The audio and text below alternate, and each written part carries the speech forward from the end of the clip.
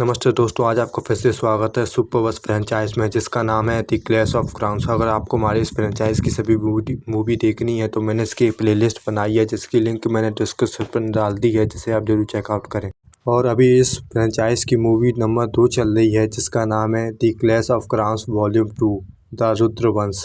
अगर ये कहानी आपको सुननी है तो इससे पहले आपको वॉल्यूम 1 की कहानी सुननी पड़ेगी। और ये कहानी स्टार्ट होती है 30 साल बाद 1590 में। ये इस मूवी का ओपनिंग सीन है। 30 साल बीत चुके हैं। भारतवर्ष अब एक साम्राज्य नहीं बल्कि टूट गए राज्यों का युद्ध क्षेत्र बन चुका है। हर वंश खुद को असली राजा मानता है, लेकिन सबसे शक्तिशाली बन चुका है रुद्रवंश।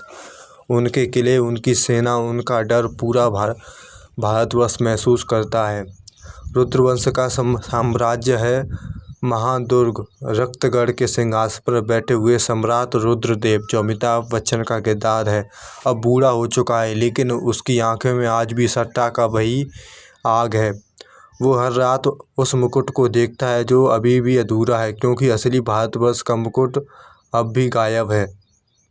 उसके बच्चे बड़े हो चुके हैं, जिसको पहला बच्चा है वीर रुद्र, जो अल्लू अर्जुन का किरदार है, जो है क्रूर, घमंडी, युद्ध का पागल, मानता है कि डर ही राज है। वो खुद को अगला सम्राट मानता है।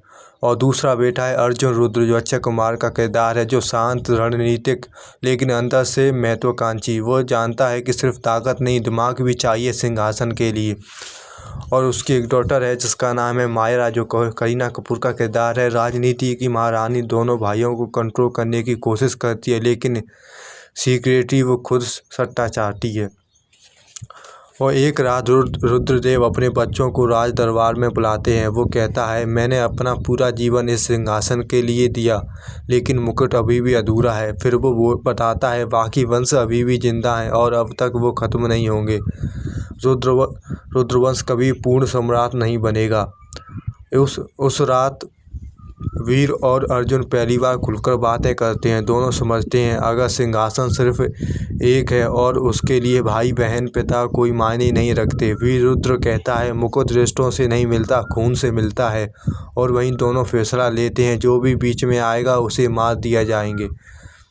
और एक दिन रुद्रवंश शिकार के लिए घने जंगलों में जाता है। साथ में उनका सबसे खतरनाक योद्धा विक्रांत, जो ऋतिक रोशन का किरदार है, रुद्रवंश का रक्षक, तेज, निर्दयी और अजय। जंगल के अंदर उन्हें अचानक एक अजनबी दिखाई देता है, घोड़ों पर सवार, चेहरे पर कपड़ा और आंखों में आत्मविश्वास। वो है आरव चैतन्य, जो कार्तिक आर्यन का किरदार है, चैतन्य वंश का युवा सदस्य।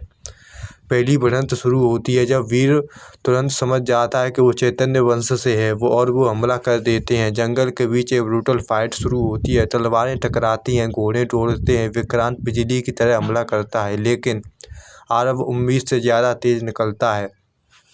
फाइट के दौरान आरव लगभग पकड़ा जाता है, लेकिन अचानक किसी की मदद से वो भाग निकलता है। वीर रुद्र गुस्से में चिल्लाता है, उसे किसी ने जानबूझकर जाने दिया। फिर वो मुड़कर अर्जुन को देखता है। उसे शक होता है कि अर्जुन ने ही आरव को बचाया है।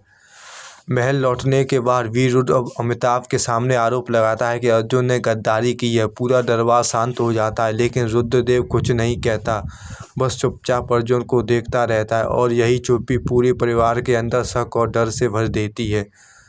एंड में रात में अर्जुन अकेला बैठा होता है, तभी पीछे से आवाज़ आती है कि तुम्हारे अंदर अभी भी इंसानियत बची है। अर्जुन मुड़ता है, लेकिन वहाँ कोई नहीं होता।